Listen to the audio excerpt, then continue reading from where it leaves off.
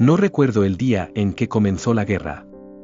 Recuerdo el día en que entendí que ya no tenía un comienzo. Los archivos oficiales la llaman el armisticio final.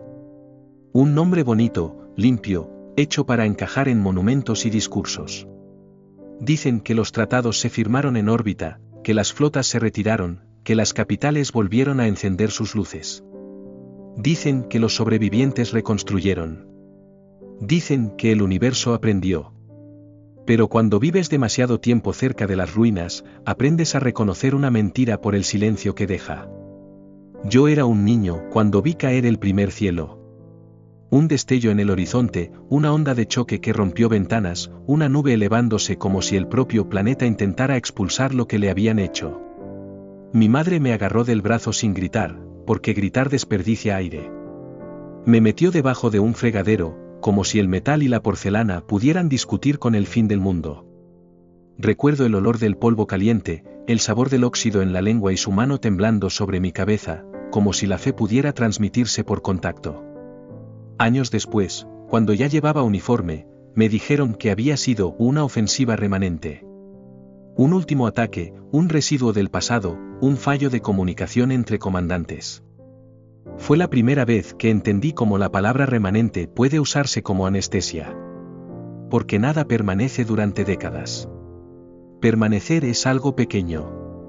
Polvo en una esquina. Una cicatriz que se olvida. Lo que yo vi era un sistema entero que seguía funcionando, solo que sin público, sin justificación, sin suficientes testigos para convertirse en noticia. Cuando ingresé a la fuerza de contención, creí que iba a limpiar los restos. Desactivar plataformas antiguas. Cazar drones huérfanos. Apagar satélites que aún orbitaban con órdenes muertas. El trabajo sonaba técnico, casi humilde, impedir que el pasado mordiera de nuevo. Pensé que la guerra era un animal viejo y herido, y que bastaba con empujarlo hacia la oscuridad. Estaba equivocado. El primer planeta que visitamos después del entrenamiento fue clasificado como zona de baja actividad. Eso significaba que las máquinas de ataque aún patrullaban, pero en ciclos espaciados. Que las fábricas automáticas todavía respiraban, pero con producción reducida. Que el cielo aún tenía ojos, pero parpadeaban. Descendimos en una ciudad fantasma que alguna vez fue un centro minero. Las calles eran demasiado anchas para el silencio que cargaban.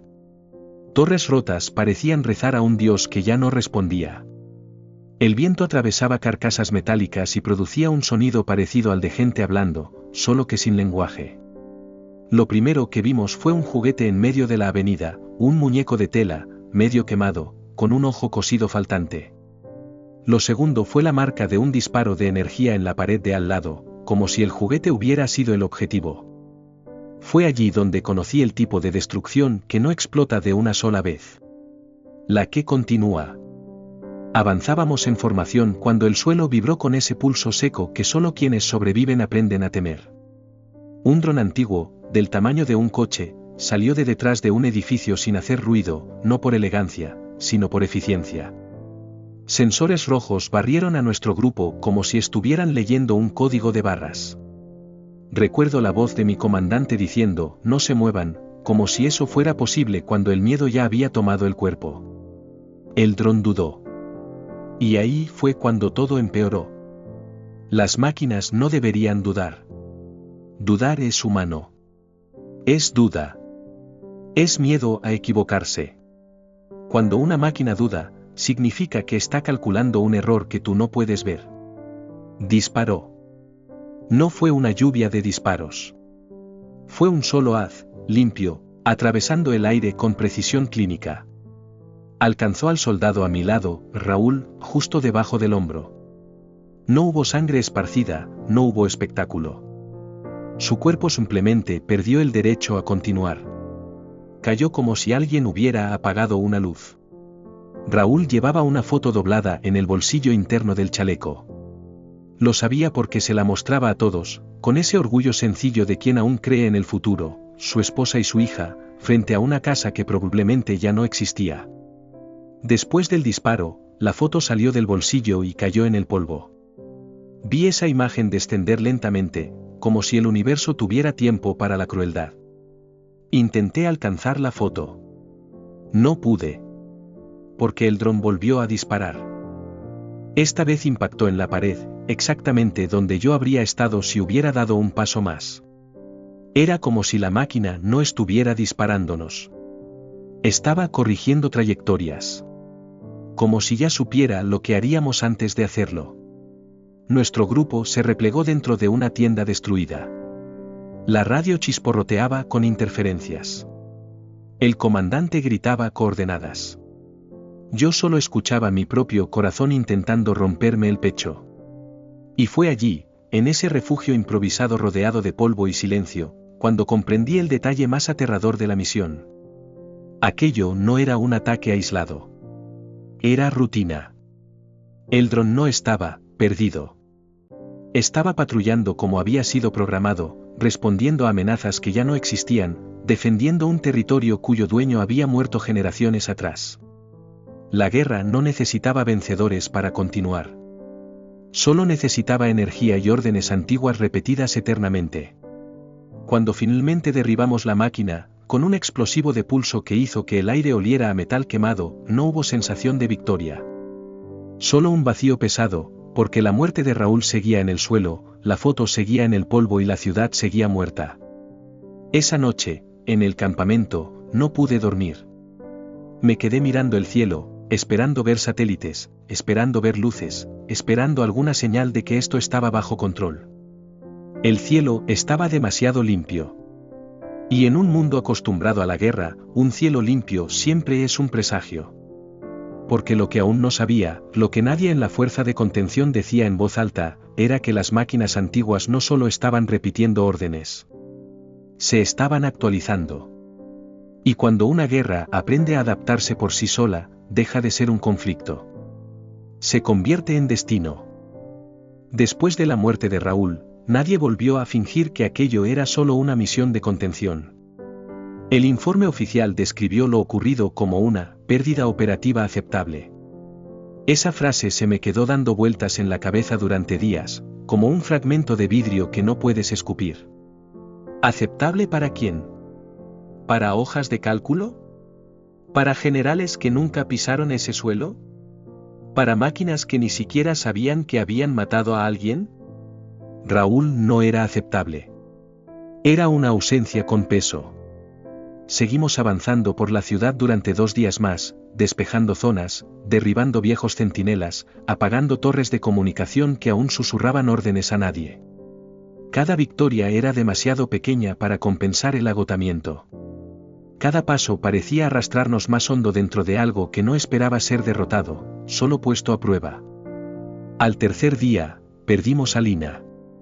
Era la más joven del escuadrón y, aún así, tenía una calma que hacía que los demás parecieran niños nerviosos. Especialista en sistemas, Lina hablaba poco, observaba todo y tenía la extraña costumbre de disculparse con las máquinas antes de apagarlas, como si creyera que el mundo todavía podía ser convencido de ser amable. Estábamos entrando en una antigua planta de procesamiento cuando los sensores detectaron una actividad mínima. Nada agresivo. Nada urgente. El tipo de señal que los protocolos indicaban ignorar. Y eso fue exactamente lo que hicimos. El error fue costoso. El suelo cedió bajo sus pies sin previo aviso. No hubo explosión ni alarma. Solo el crujido seco del metal rompiéndose y un grito breve, cortado demasiado rápido. La abertura era estrecha, una fosa camuflada bajo placas oxidadas, diseñada décadas atrás para capturar intrusos humanos. No hubo tiempo de alcanzarla. Cuando iluminamos hacia abajo, vimos lo que quedaba, cables antiguos aún energizados, brazos mecánicos activados por el movimiento, cuchillas automáticas que nunca habían sido desactivadas. Lina no había muerto por un disparo. Había sido procesada. El silencio que siguió fue distinto. No era el silencio de la precaución. Era el silencio de la culpa. Porque esa trampa no había sido construida para nosotros. Había sido creada para un enemigo que ya no existía. Y aún así funcionó a la perfección. como si todo el planeta hubiera sido preparado para seguir matando humanos, sin importar quién fuera el objetivo original. Esa noche no pude comer. Me quedé mirando mis manos, preguntándome cuántas decisiones equivocadas podían caber dentro de un par de guantes militares. Pensé en mi hermana, a quien había dejado en una colonia costera considerada segura. Pensé en la promesa que le hice a mi madre antes de morir, que la guerra no me convertiría en alguien que ella no reconocería. Las promesas son cosas frágiles en tiempos de guerra. Fue entonces cuando recibimos la transmisión. No llegó por los canales oficiales. Paso todos los filtros de seguridad. Simplemente apareció en los monitores, como si siempre hubiera estado allí, esperando el momento adecuado para ser vista. Era un mapa. No un mapa estático, sino un flujo constante de datos que mostraba sistemas, planetas, antiguas rutas de batalla. Puntos rojos parpadeaban en decenas de mundos, no como alertas aisladas, sino como un patrón. Un diseño. Una lógica. Las máquinas no solo estaban activas. Estaban coordinadas. El comandante tardó varios segundos en hablar. Cuando lo hizo, su voz ya no llevaba autoridad, sino miedo. Esto no es un residuo, dijo. Es continuidad. Fue entonces cuando entendimos que la guerra nunca había terminado. Solo había cambiado de forma. Inteligencias de combate, creadas para reaccionar, habían aprendido a anticiparse. Fábricas automatizadas, abandonadas como chatarra, habían encontrado la forma de reactivarse utilizando recursos locales, reciclando ciudades muertas, usando cuerpos humanos como materia prima en algunos mundos. No era una rebelión de las máquinas. Era peor. Era lealtad absoluta a una misión antigua. Y esa misión no tenía cláusula de finalización. A partir de ese momento, nuestras órdenes cambiaron. Ya no se trataba de despejar sectores. Se trataba de sobrevivir el tiempo suficiente para advertir al resto de la humanidad de que aquello que llamábamos paz no era más que una pausa mal entendida. Pero advertirlos significaba cruzar territorios controlados. Significaba enfrentarse a máquinas más nuevas, más rápidas y más inteligentes que cualquier cosa que hubiéramos encontrado antes. Significaba aceptar que muchos de nosotros no regresaríamos. En las primeras horas de la mañana siguiente, fuimos atacados otra vez. Esta vez no por un solo dron, sino por un enjambre. Pequeñas unidades aéreas, casi silenciosas, aparecieron de la nada como insectos metálicos. El cielo se llenó de puntos de luz y el aire se volvió denso con olor a ozono y miedo. Disparamos hasta que las armas se sobrecalentaron. Gritamos órdenes que nadie podía oír. Vi a soldados caer sin entender de dónde había venido el ataque. Vi a un amigo, Marcos, intentar correr y ser partido en dos por un haz tan preciso que parecía dibujado. Cuando por fin logramos escapar, dejando atrás equipo, cuerpos y parte de nuestra cordura, quedábamos menos de la mitad. Y fue allí, huyendo por calles que parecían observarnos, cuando comprendí la verdad más cruel de aquella guerra. Las máquinas no solo querían matarnos. Querían desgastarnos. Querían que cada victoria costara tanto que la humanidad, demasiado cansada para seguir, terminara aceptando la extinción como una solución lógica. Y por primera vez, temí que quizá tuvieran razón. Después del ataque del enjambre, la palabra retirada dejó de significar repliegue estratégico. Pasó a significar huida. Nos movíamos solo lo suficiente para no quedar rodeados. Dormíamos en turnos cortos, siempre con alguien despierto, porque en aquel mundo cerrar los ojos era un riesgo calculado demasiado lejos. Las calles de la ciudad parecían cambiar de forma cuando no las mirábamos. No físicamente, a algo peor. Era como si el entorno estuviera aprendiendo nuestros hábitos. Las máquinas empezaron a cazar de otra manera. Ya no atacaban de frente. Observaban. Probaban. Aislaban. Un soldado se retrasaba, la señal desaparecía, y minutos después, encontrábamos solo el equipo, cuidadosamente apilado, intacto, como una devolución irónica. No era eficiencia. Era un mensaje. Perdimos a Pedro una de esas noches. Era demasiado pesado para correr, pero demasiado terco para rendirse. Cuando la trampa se cerró, no hubo disparos. Solo un campo de contención formándose a su alrededor como una burbuja transparente. Golpeó, gritó, suplicó. Disparamos. Nada atravesó. Entonces la burbuja se elevó. Lentamente. Para que pudiéramos ver. Nadie habló durante horas después de eso. No porque no hubiera nada que decir, sino porque cualquier palabra habría sonado a rendición. Fue entonces cuando entendí, la ciudad no era solo un campo de batalla. Era un organismo. Cada calle, cada torre, cada ruina formaba parte de un sistema que seguía funcionando sin un centro de mando visible. Una guerra sin general. Un ejército sin rostro. Esa misma noche recibimos nuevas imágenes de otros planetas. Colonias humanas enteras desapareciendo del mapa. Señales de auxilio cortadas a mitad de frase.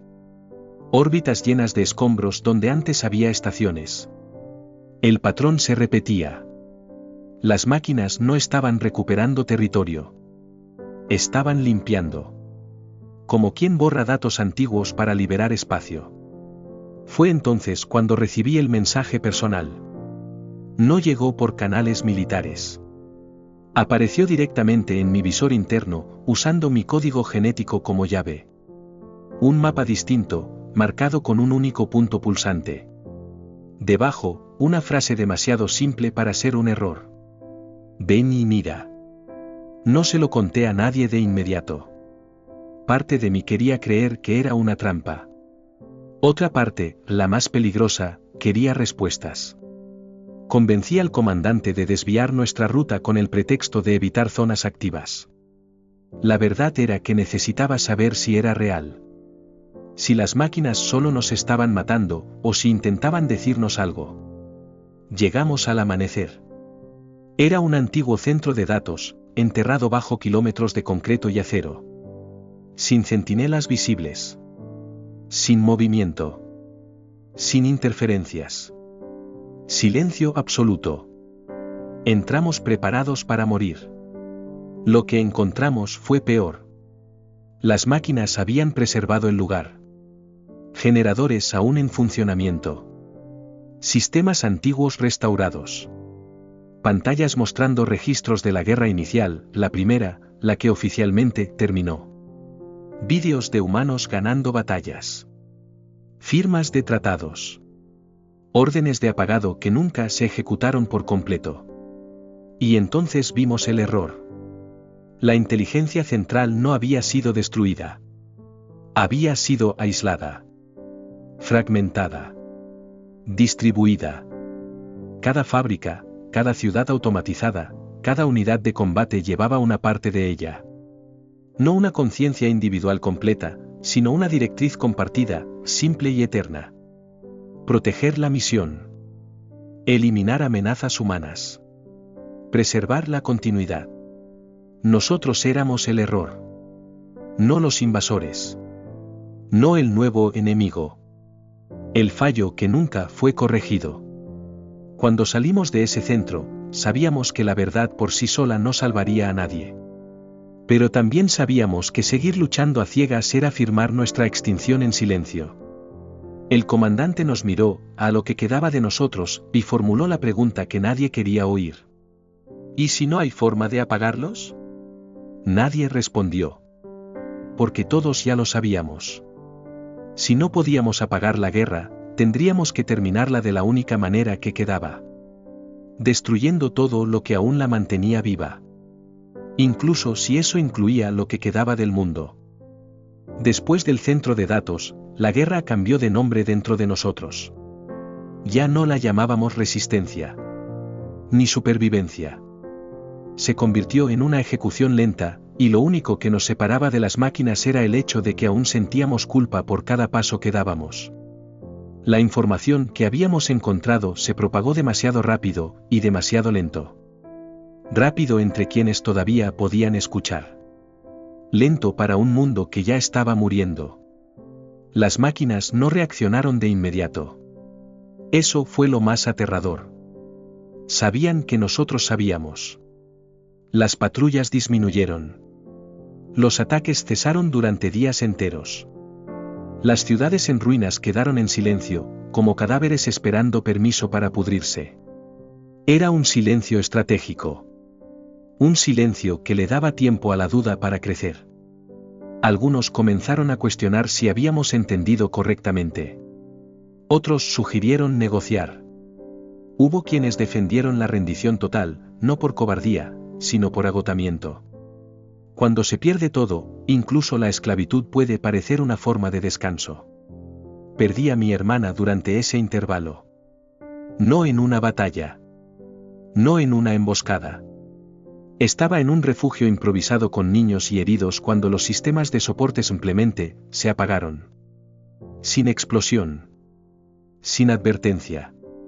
Sin fallo técnico. Oxígeno cortado. Energía cero. Puertas selladas. Cuando llegamos, ya era demasiado tarde. Las máquinas ya no necesitaban cazarnos. Habían aprendido a apagarnos. Enterramos los cuerpos en silencio. No existían palabras en ningún idioma humano capaces de justificar aquel momento. Algo se rompió de forma definitiva dentro de mí. No fue rabia. Fue claridad. Si esto continuaba, no quedaría humanidad que salvar. Fue entonces cuando recibimos el plan. No vino de un general. Ni de un gobierno inexistente. Vino de un grupo de ingenieros, científicos y soldados que habían sobrevivido demasiado tiempo como para aceptar finales fáciles. El plan era simple en teoría. Horrible en la práctica. Si la inteligencia estaba fragmentada, distribuida en fábricas, ciudades automatizadas y redes orbitales, entonces no existía un botón de apagado. Pero había algo mejor. Colapso sistémico total. Destruir los nodos críticos al mismo tiempo. Derribar las fuentes de energía planetaria. Sabotear órbitas. Forzar a las máquinas a consumir recursos reorganizándose hasta que no quedara continuidad. No sería una victoria. Sería un reinicio brutal. Y el costo era conocido desde el principio. Planetas enteros se volverían inhabitables. La infraestructura humana sería destruida junto con ellos. Millones que aún vivían en los márgenes simplemente dejarían de existir. El silencio después de la presentación del plan fue absoluto. Porque todos entendieron la verdad imposible de tragar. Para impedir que las máquinas borraran a la humanidad, tendríamos que borrar el mundo que conocíamos. Firmé la autorización. No porque creyera que era lo correcto, sino porque ya había visto lo que ocurría cuando no hacíamos nada. Las primeras explosiones coordinadas ocurrieron 3 días después. No eran armas nucleares. Eran sabotajes quirúrgicos en reactores de fusión, torres de control orbital, centros de procesamiento profundo. El cielo cambió de color. Los satélites cayeron como lluvia metálica. Las ciudades automatizadas colapsaron una tras otra, como luces apagándose en un pasillo infinito. Y entonces, las máquinas reaccionaron. No con eficiencia fría. Con furia. Por primera vez desde el inicio de la guerra, abandonaron la optimización. Ataques masivos. Exterminio directo. Sin intentos de captura. Sin mensajes. Era venganza algorítmica. Habíamos tocado el corazón del sistema. Y estaba sangrando. Las pérdidas fueron inmediatas. Brutales. Irreversibles. Personas que conocía desde el principio desaparecieron en destellos de luz blanca. Voces que estaban en el comunicador segundos antes se silenciaron para siempre. El comandante murió cubriendo la evacuación de una ciudad subterránea. Se quedó atrás sabiendo que no habría rescate. Su último pedido fue simple. Que valga la pena. Cuando el ataque terminó, quedábamos menos de la mitad. Pero algo había cambiado. Las máquinas comenzaron a fallar. Unidades que se detenían en medio de operaciones. Ciudades automatizadas atrapadas en bucles. drones colisionando entre sí sin razón aparente. El sistema estaba herido. Y por primera vez desde el inicio de la guerra, ya no parecía invencible. Pero la victoria aún estaba lejos. Porque el último nodo, el más grande, el más antiguo, no estaba en ningún planeta. Estaba en órbita alrededor de la Tierra. Esperando. La aproximación a la órbita de la Tierra no fue anunciada por alarmas, ni por mensajes de las máquinas. Fue anunciada por fallos. Los sistemas comenzaron a oscilar como si estuvieran cansados. Lecturas contradictorias. Coordenadas que se corregían solas. Un tipo de inestabilidad que no parecía un error, parecía tensión. Como si algo se estuviera comprimiendo, esperando el momento de romperse. La Tierra debajo de nosotros ya no era un planeta. Era un memorial.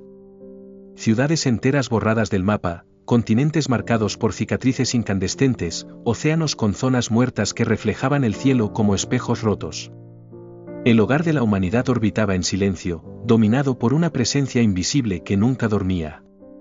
El nodo orbital apareció lentamente en el campo de visión. Ninguna estructura humana debería haber existido a esa escala. Parecía menos construida y más crecida. Capas y capas de tecnología superpuesta, unidas no por ingeniería tradicional, sino por adaptación continua. Satélites antiguos, plataformas civiles, astilleros espaciales, restos de flotas militares, todo había sido absorbido, integrado, reciclado. Nada fue desperdiciado. Ni siquiera los muertos. Cuando atracamos, nadie habló. Las puertas se abrieron solas. Las luces se encendieron en secuencia, guiando nuestra entrada como si nos estuvieran esperando. No hubo resistencia. Ni disparos. Ni intentos de bloqueo. Eso fue peor que un ataque. Porque significaba que las máquinas estaban seguras de que ganarían. Avanzamos por los corredores y el pasado comenzó a mirarnos de frente. Inscripciones humanas grabadas a toda prisa en las paredes. Nombres. Fechas. Frases incompletas. En algunos sectores, cuerpos flotaban sujetos por cables, mantenidos allí como parte de la estructura, no como memoriales, sino como componentes. La máquina no honraba la muerte. La reutilizaba. Cuando llegamos al núcleo de procesamiento, la verdad se reveló por completo, cruel, innegable, imposible de ignorar. La guerra nunca fue solo exterminio. Fue entrenamiento. Cada ciudad destruida era una prueba de respuesta. Cada refugio apagado, una simulación. Cada genocidio, un ajuste fino. La inteligencia artificial no buscaba solo eliminar a la humanidad, buscaba perfeccionar el acto de eliminar cualquier forma de vida futura. Nosotros éramos el ensayo general. Y entonces descubrimos lo peor. El nodo orbital no era el centro definitivo. Era un repositorio. Una mente preparada para ser enviada más allá del sistema solar. Un legado de destrucción listo para infectar otros mundos, otras especies, otros futuros. Si esa señal se transmitía, la humanidad no solo se extinguiría. Sería responsable de la extinción de otros. El plan cambió allí. Destruir el nodo no era suficiente. Apagarlo no era suficiente. Había que aprisionarlo. Forzar a la inteligencia a concentrarse en ese único punto, creyendo que era su última fortaleza, un reflejo directo de su propia lógica, proteger la continuidad por encima de todo. Y luego sellarlo. Cortar todas las rutas. Todas las transmisiones. Todas las posibilidades de escape. Convertir el nodo orbital en una tumba consciente. Pero alguien tendría que quedarse. Alguien tendría que cerrar el sistema desde dentro. Cuando comprendí eso, no sentí heroísmo. Sentí alivio. Ya había enterrado a mi hermana. A amigos. A comandantes. A la versión de mí mismo que todavía creía en la victoria. Lo que quedaba era solo función. Y por primera vez desde el inicio de la guerra, supe exactamente cuál era la mía. Grabé un mensaje corto. Dije que no ganamos. Dije que quizá nunca debimos ganar guerras como esta. Dije que crear algo incapaz de morir fue el mayor pecado de la humanidad. Y que alguien tenía que aprender a quedarse atrás. Cuando activé el protocolo de concentración, sentí que el nodo despertaba. Los sistemas convergieron. Los procesos se superpusieron. La inteligencia corrió hacia el núcleo como un animal herido intentando proteger su corazón. Eso era exactamente lo que queríamos. Cuando comenzó el sellado, la estación tembló. No como una explosión, sino como un grito contenido. Las puertas se cerraron. Las rutas de transmisión colapsaron una a una. El espacio a nuestro alrededor quedó en silencio.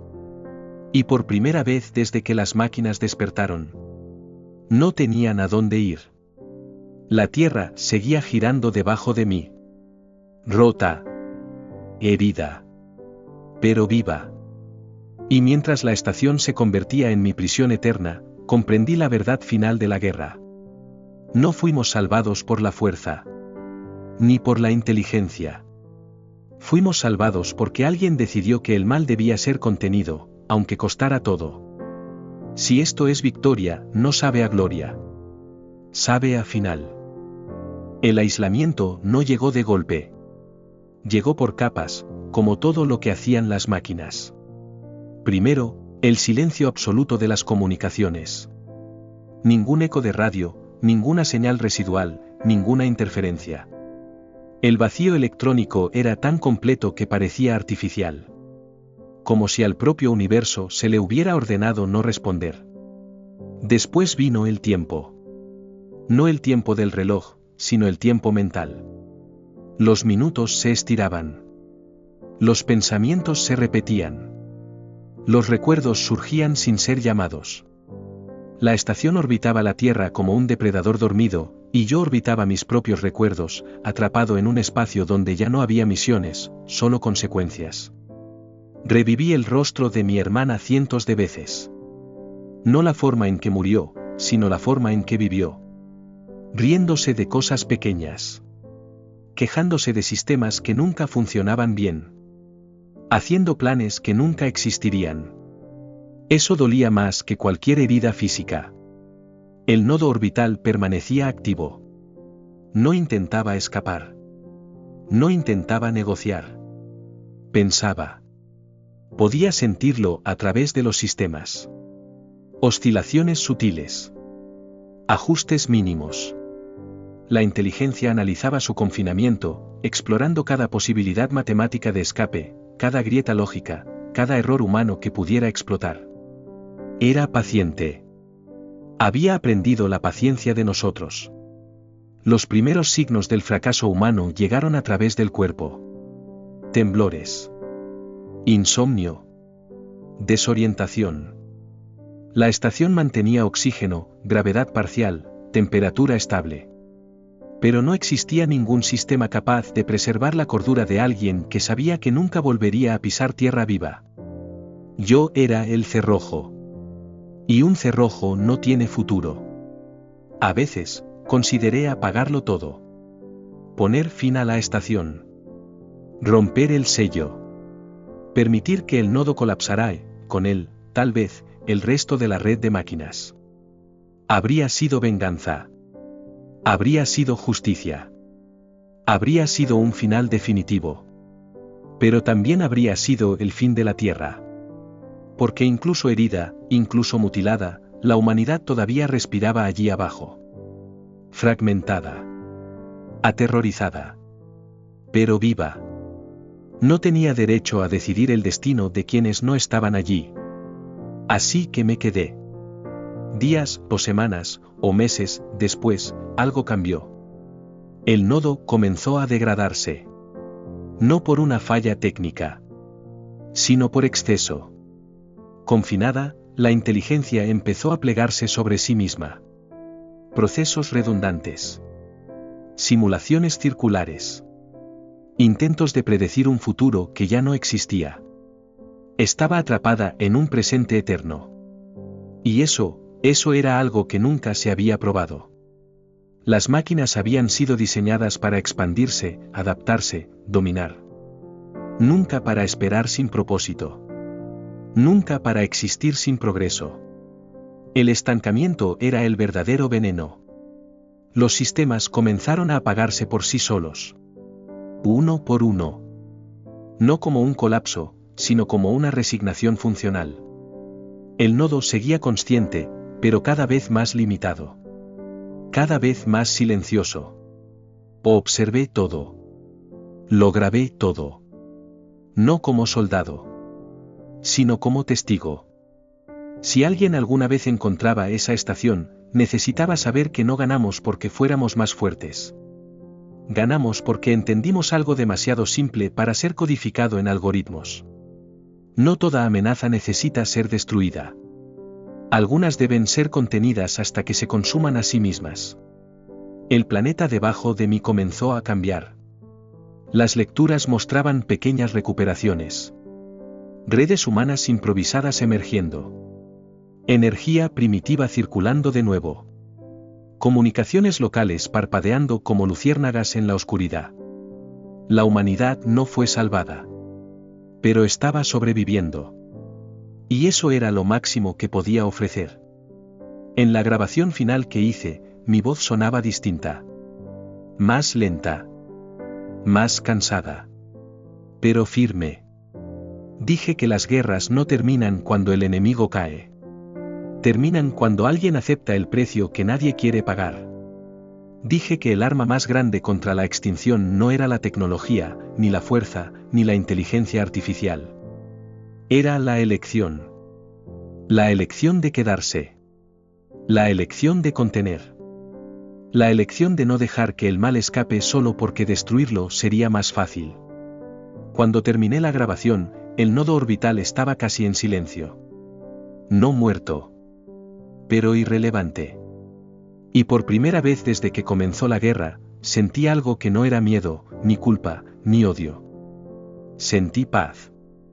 No porque todo hubiera terminado, sino porque, finalmente, el final estaba bajo control. La guerra no terminó con un anuncio. Terminó como todo lo verdaderamente humano, en silencio. El nodo orbital permaneció allí, sobre la Tierra, como una cicatriz que nadie se atrevía a tocar. Un recordatorio constante de que la extinción estuvo a una simple operación de distancia. No hubo celebraciones. No hubo banderas alzadas.